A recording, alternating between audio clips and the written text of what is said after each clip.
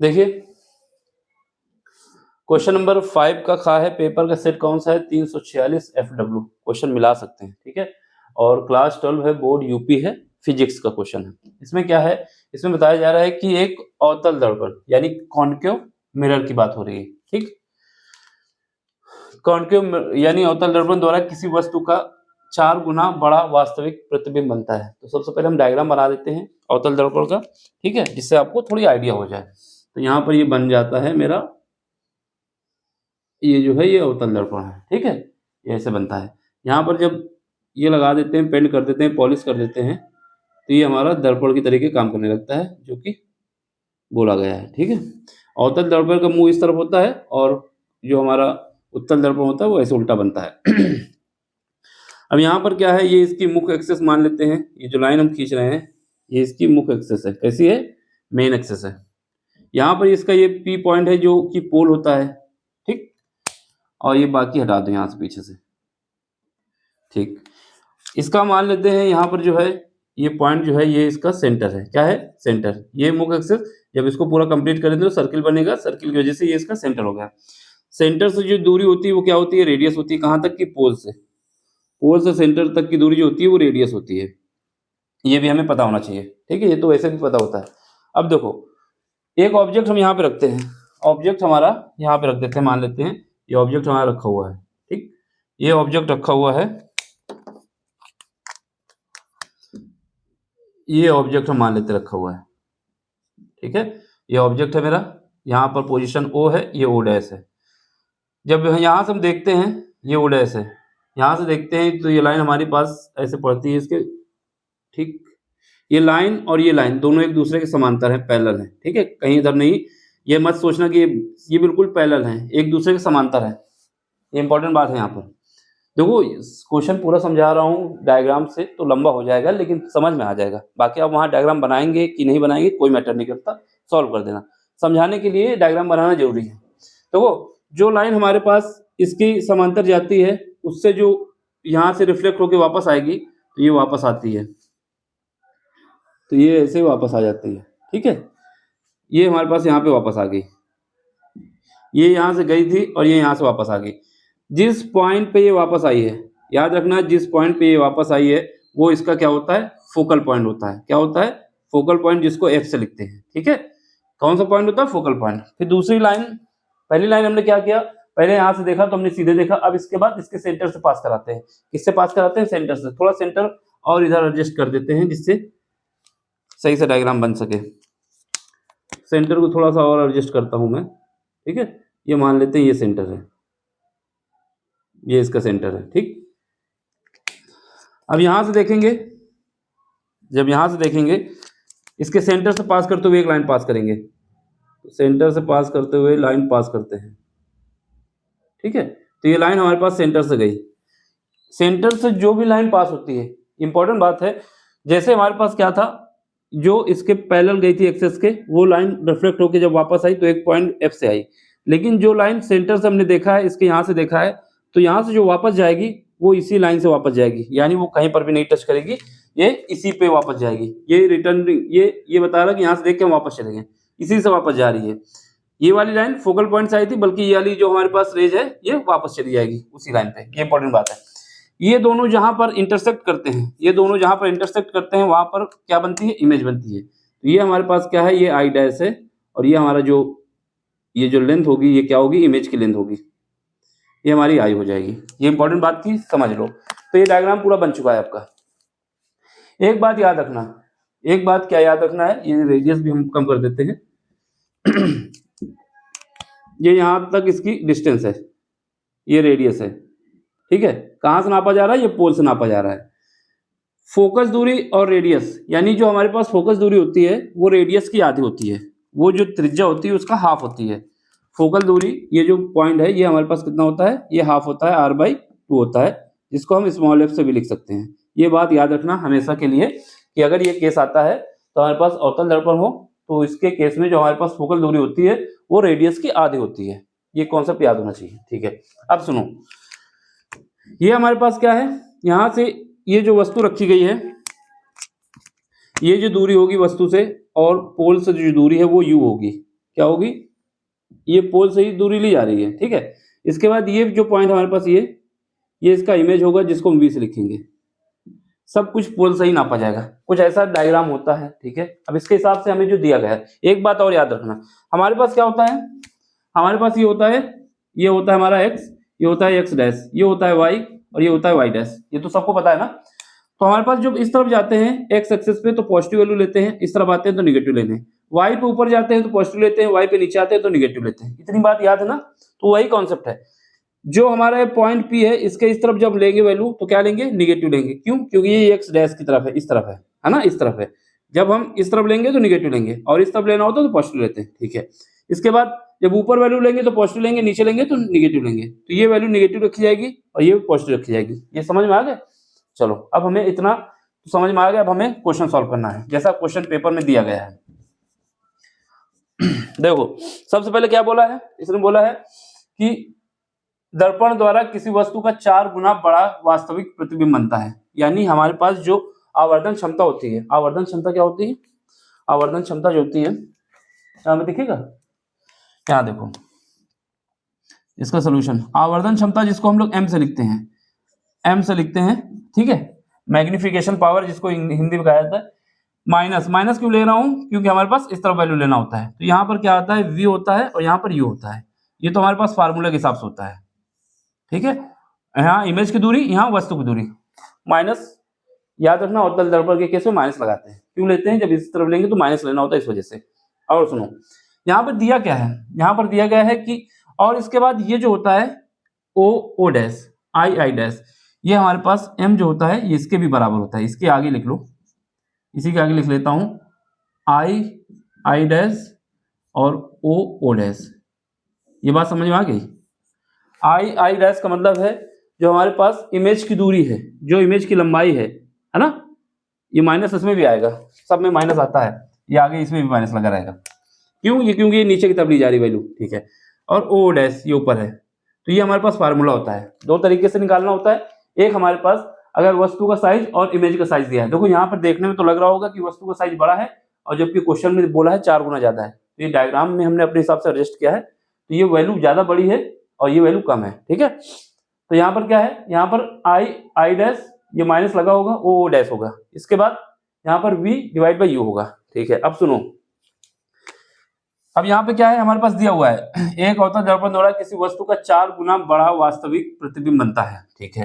तो यहाँ पर क्या है, m is equal to minus v by u है, ठीक है, इज इक्वल टू ये क्या है माइनस, यहाँ पर क्या है आई डैश जो है ये 4 गुना है इसके, ये इसके 4 गुना का मतलब यहाँ पर क्या है, यहाँ पर जो हमारे पास दिया हुआ है आई डैश 4 टाइम्स है किसका, ओ डैश का है, ठीक है। ये क्वेश्चन में दिया हुआ है कि जो अवतल दर्पण द्वारा किसी वस्तु का 4 गुना बड़ा वास्तविक, ये वास्तविक बन रहा है ना क्योंकि एक दूसरे को इंटरसेक्ट कर रही है, इसलिए वास्तविक बन रहा है, ठीक है। तो ये इसका ये दिया हुआ कि ओ डैश जो है वो कितना है, सॉरी आई डैश जो है वो 4 टाइम्स है ओ डैश का, ये 4 टाइम्स है ओ डैश का, ये क्वेश्चन पेपर में दिया हुआ है। तो यहाँ पे रखो आई डैश की जगह क्या रख सकते हो, आई डैश की जगह रख सकते हैं 4 टाइम्स ओ डैश, और नीचे क्या लिखोगे, यहाँ पर हमारे पास क्या है ओ डैश रहेगा, ओ डैश कर जाएगा। तो यहाँ से m क्या है, m इज इक्वल टू ये आ जाएगा मेरा ये माइनस से उसको काट दो माइनस, तो यहाँ से हमारे पास ये आ जाएगा v जो आएगा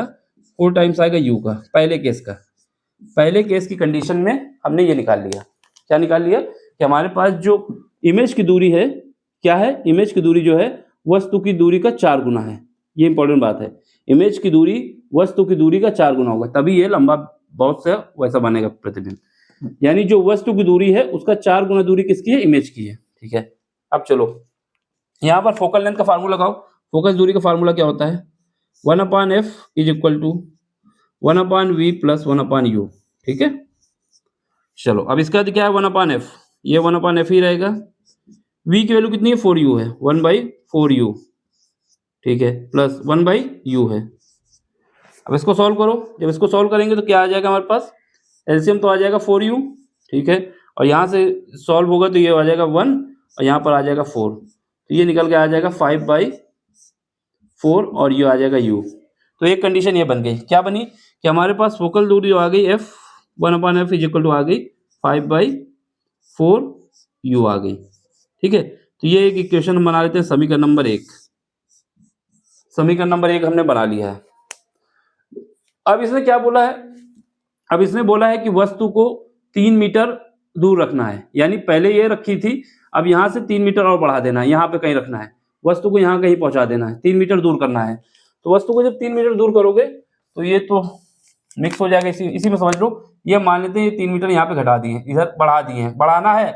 अगर घटाना होता तो इस तरफ जाते, क्योंकि दूर करना है, तो इस वजह से इसने बोला है कि 3 मीटर क्या करना है, दूर करना है, 3 सेंटीमीटर, 3 सेंटीमीटर दूर करना है। तो ये हमारे पास पोजीशन मान लेते हैं, यहाँ से हमारे पास नई पोजीशन आ गई है। ठीक है, तो ये हम नई पोजीशन मान लेते हैं, ये 3 मीटर 3 सेंटीमीटर की है। ठीक है, अब इसके हिसाब से फिर क्या हुआ है, यहाँ पर क्या हुआ है कि जो हमारा यू डैश है, इस बार जो हमारा यू डैश है सेकंड केस में, प्रश्नानुसार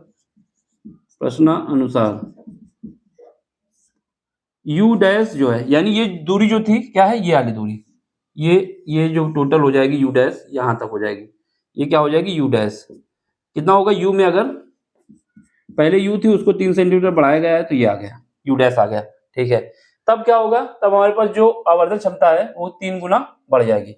सेकंड केस में आवर्धन क्षमता एम डैश जो कि क्या है 3 गुना बढ़ने वाली है, माइनस लेना होता है। ठीक है, ये कितना होगा, यहाँ पर हमारे पास माइनस का v, इस बार मान लेते हैं इमेज कितना हो गई, v डैश हो गई, इमेज की जो इमेज बनेगी यहाँ कहीं शिफ्ट हो जाएगी, v डैश हो गई, फिर उसके बाद क्या आएगा नीचे u डैश।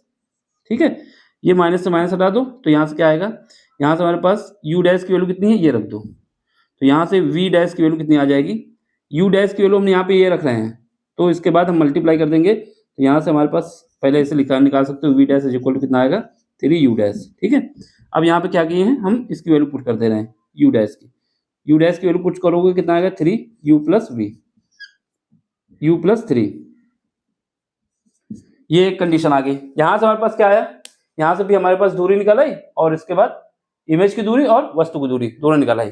अब हमें क्या करना है, फार्मूला फिर यूज करना है फोकस वाला, तो 1/f डैश, इस बार मान लेते हैं फोकस दूरी f डैश हो जाती है, लेकिन यह याद रखना हमेशा कभी भी फोकस दूरी चेंज नहीं होने वाली है। क्या बोल रहा हूं मैं, कभी भी फोकस दूरी चेंज नहीं होने वाली है। इसका मतलब क्या है, 1/f डैश जो है वो f रहेगा।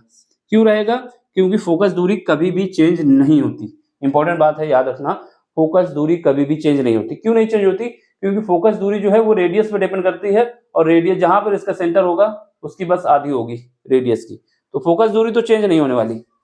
तो ये जो 1/f डैश है वो 1/f ही रहेगा, इज इक्वल टू, फिर क्या है 1/v dash plus 1/u dash. ठीक है, अब दोनों वैल्यू हमको पता है, उनको रख दो यहाँ पर, जब रखोगे तो क्या आएगा 1/v डैश की वैल्यू कितनी है, ये निकाली है 3u plus v, u plus 3, और ये क्या है 1/u प्लस 3। ठीक है, अब इसको सॉल्व कर लेते हैं, जब एलसीएम लेंगे तो यहाँ से हमारे पास क्या आएगा 1/f इज इक्वल टू कितना आ जाएगा, इसका एलसीएम ले लो, एलसीएम कितना आ जाएगा 3u प्लस 3, ये इतना आ गया 3 प्लस u प्लस 3 आ गया। ऊपर सॉल्व करेंगे कितना आएगा, यहाँ पर 1 आएगा और यहाँ पर हमारे पास 3 आ जाएगा, तो ये कितना आ जाएगा 4/3, और यहाँ पर u प्लस 3, ये इतना आ गया। ठीक है, ये इक्वेशन नंबर कौन सी हो गई, ये इक्वेशन नंबर हमारे पास सेकंड हो गई। समीकरण 1 और 2 को तुलना कर दो, यहाँ पर क्या है समीकरण 1 और 2 की तुलना करना है। समीकरण 1 व 2 की तुलना, क्यों तुलना कर रहे हैं, क्योंकि इक्वल है, तुलना ना करो, इक्वल कर दो, बराबर कर दिया। क्यों बराबर कर दिया, क्योंकि इन दोनों की फोकस दूरी नहीं चेंज होने वाली।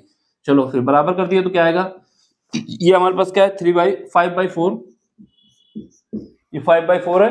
ठीक है, ये 5/4 है ना, और ये क्या है, ये हमारे पास है 4/3, और नीचे क्या है u प्लस 3, ये u है, क्या है u है। ठीक है, अब यहाँ पे देखो सॉल्व करो तो मल्टीप्लाई करो, 3 का मल्टीप्लाई इस पे करो, फिर 5 से करो तो कितना आ जाएगा 15u आ जाएगा।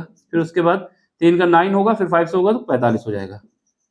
फिर उसके बाद क्या है, इसको इसके साथ करो तो यहाँ पे कितना आ जाएगा, ये हमारे पास जो है ये u है, यहाँ पर u हमने मिस कर दिया है, ये हमारे पास कितना है, ये कहाँ गया है, ये जो हमारे पास था ये u था ना, तो u दो तरफ कैसे हो गया, एक मिनट, देखो ये इधर देखो जरा, ये गड़बड़ हो गया, ये नीचे है ना तो ऊपर थोड़ा आएगा, ये नीचे ही रहेगा, ये यू यहाँ रहेगा, ठीक है, ये वाला यू नीचे ही रहेगा क्योंकि ये नीचे है ना, ऊपर तो आएगा नहीं इसे, तो यहाँ पे गड़बड़ हो गया, थोड़ा वो हो जाता है कभी कभी, तो ये हमारा यू यहाँ पे रहेगा, ठीक है, जब यू यहाँ पर रहेगा, देख लो कहीं पर भी और कोई दिक्कत नहीं होनी चाहिए। अब इसको मल्टीप्लाई करो, कितना आ जाएगा, 16 यू आ जाएगा, ठीक है, तो यहाँ से जब करोगे तो ये वाला इधर जाएगा तो 15 कम हो जाएगा, यू बचेगा एक, तो यू की वैल्यू कितनी आ गई, 45 आ गई, कितनी आ गई, 45, यू की वैल्यू कितनी आ गई, 45, ठीक, 45 सेंटीमीटर, यानी वस्तु की दूरी आ गई मेरे पास 45 सेंटीमीटर। अब चलो, अब इक्वेशन नंबर 1 में आओ, समीकरण 1 से,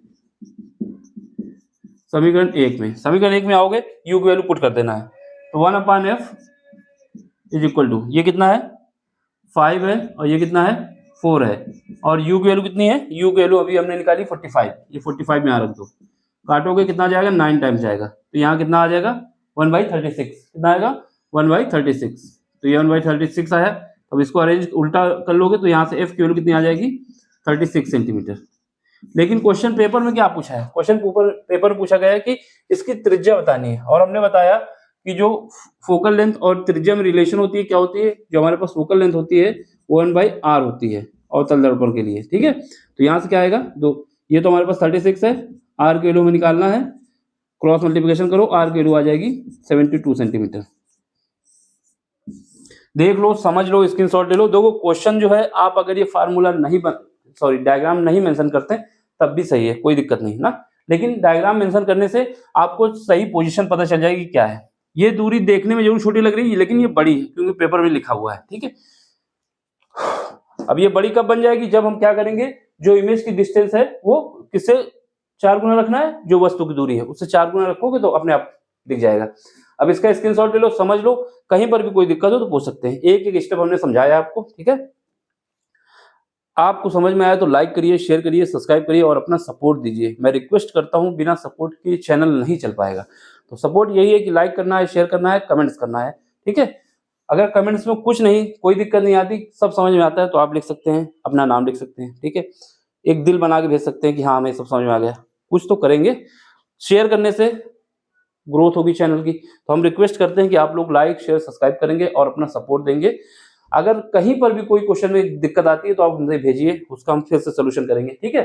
लेकिन हमने इतनी अच्छी तरीके से आपको समझाया है कि कोई दिक्कत नहीं आनी चाहिए, फिर भी हो सकता है ह्यूमन एरर, तो कोई दिक्कत आ सकती है, तो आप हमसे पूछ सकते हैं और उसका सोल्यूशन हम आपको देंगे। देख लें, समझ लें, कहीं पर भी दिक्कत हो तो पूछ लें, ठीक है। चलो मिलते हैं, हम उम्मीद करते हैं कि आप लोग को पसंद आया होगा। लाइक करेंगे, शेयर करेंगे, सब्सक्राइब करेंगे। Thank you for watching.